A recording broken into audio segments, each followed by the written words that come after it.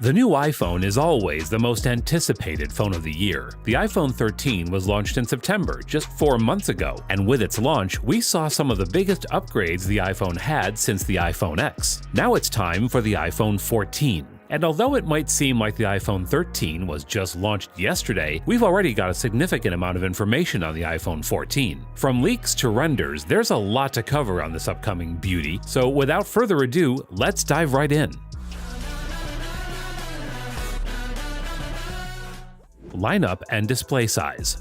First up, we have the size. Let's be honest, Apple's naming scheme hasn't really been the easiest to understand, and when it came to pronunciation, the XS Max suffered. Was it XS or was it XS? We'll never know. This year, Apple has decided to make it even more confusing. There's rumored to be a new size option in the iPhone 14 lineup called the iPhone 14 Max. It's going to be the same display size as the iPhone 14 Pro Max, but without any of the Pro capabilities. This one is for the people that wanted the larger display size of the Pro version, but weren't willing to shell out an extra $200 to $300 for it. The iPhone 14 will have inferior hardware, but as we've seen with the iPhone 13 mini, Apple does a pretty good job of optimizing the phone even if its hardware isn't bleeding edge. The updated line would then consist of the iPhone 14, the iPhone 14 Pro, iPhone 14 Max, and finally, the iPhone 14 Pro Max. The exact display size is rumored to be 6.7 inches for the iPhone 14 Max and iPhone 14 Pro Max, and 6.1 inches for the iPhone 14 and iPhone 14 Pro, according to Mac Rumors. Talking about the Mini, this would be a good time to mention that there's not going to be a Mini version anymore. Yes, you heard that right. The iPhone 14 lineup is not going to have the Mini version.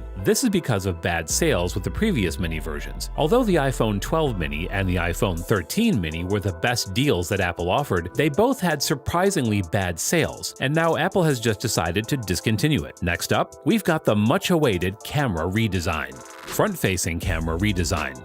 The iPhone notch is cool, said no one ever. Sure, it was a revolutionary step when the iPhone X was released, but since then there has been no major change in the design for the last 3 generations. The only difference has been a slight decrease in the size of the notch, but apart from that, there hasn't really been any improvement in this area. Androids, on the other hand, have explored everything from pop-up selfie cameras, revolving cameras, screen cutouts, and even under-display ones. Sure, you can say that Apple doesn't try wild and wacky ideas, but even still, we should have seen some improvements in the design by now. It seems like 2022 might just be the year we get to see that, as it's being rumored that Apple is going to go with a hole-punch camera design this year. Let us know down in the comments which design you're into. Should Apple stick with a notch, or is the hole punch the way to go? Coming back to the topic, regarding how Apple is going to get rid of the notch without getting rid of Face ID, according to Mark Gurman's Power On newsletter for Bloomberg, Apple is working on improving Face ID so that the sensors can be placed under the screen. As for the camera, that is still going to be a screen cutout, since, let's be honest, the under-display ones offer an irredeemable decrease in camera quality and the technology just isn't mature enough for mainstream phones right now. If you were one of the people that were hoping that Apple might bring back Touch ID with under-display fingerprint sensors, I'm afraid that's not going to happen, at least not in the iPhone 14 lineup. This is because optical under-display scanners aren't fully secure, and the supersonic ones are a bit slow, as we've already seen with the Samsung S21 Ultra, which, despite a high-end chipset, has a significantly slow fingerprint sensor.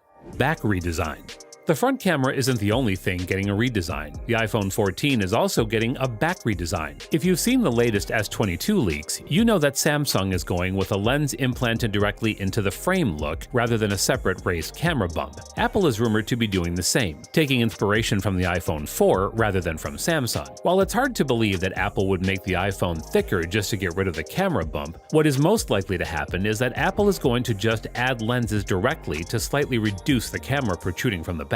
Personally, I would love it if it ends up looking like the iPhone 4. However, if it's anything like the Samsung leaks, that's a hard pass. Maybe the design will grow on me once I use it, but as of right now, I'd wish Apple doesn't try the Samsung approach. Titanium casting.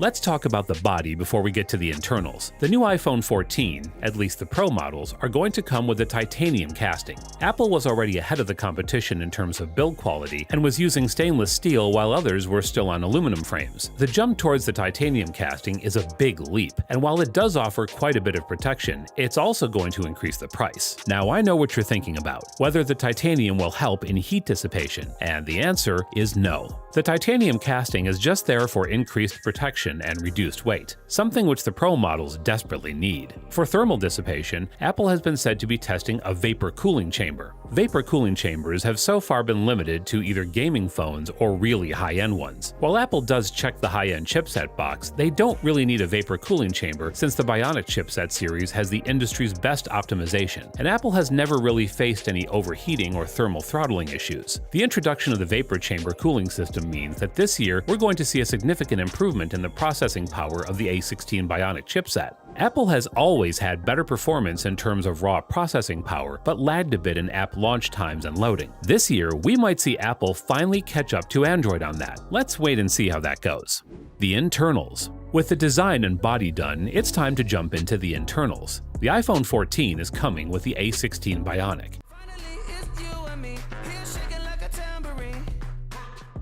Now, there are two possibilities, and both have credible sources. I'll let you know which one I lean towards after I've told you both. First is the A16 Bionic being based on a 4nm chip manufacturing process. You might be thinking that's obviously what's going to happen since that's what every manufacturer has been trying to do. This was first claimed by Digitimes and was what everyone thought was going to happen. The next possibility, and unfortunately the more likely one, is that we're going to see a 5nm chip for the third year in a row from Apple. This news comes from a report by TSMC themselves. According to the report, the new chip is going to be a 5nm one but with a more efficient building process. The report claims some performance improvements, however these improvements aren't going to translate much into the iPhone's performance since Apple was already using them. What this means is that the A16 might not be really as powerful as we thought. We're just going to have to wait and see what happens in this department since nothing is for certain yet. I would love to see a smaller chip with better performance, so fingers crossed on that.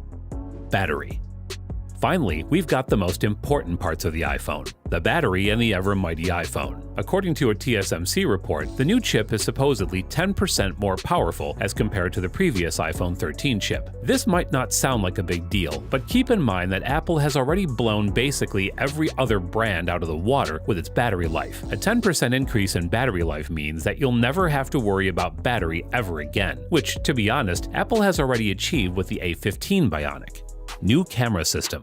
Moving on, it's time for the camera. Apple has reportedly been working on a new camera system. According to Mac rumors, we're expecting improvements to the ultra-wide lens, and there's a possibility that the iPhone 14 could get a periscope lens that allows for greater optical zoom, but it's not clear if it's slated for 2022 or 2023. According to some other sources, Apple is probably going to release the periscope lens in 2023, since as of right now they're facing some difficulties with patents that Samsung owns. There are rumors, however, that Apple is either going to pay a small licensing fee or develop a workaround. All this remains to be seen yet. An improvement on the ultra-wide is also much needed, since Androids are currently offering way better viewing angles, although they do suffer in video. And with that, we are done. Make sure to drop a comment to let us know if you know about any other leaks. If you've been wondering what it's like inside Apple's $5 billion headquarters, then check out the video right here on the screen. Also, don't forget to like the video and subscribe to our channel for more amazing stuff. Till then, adios!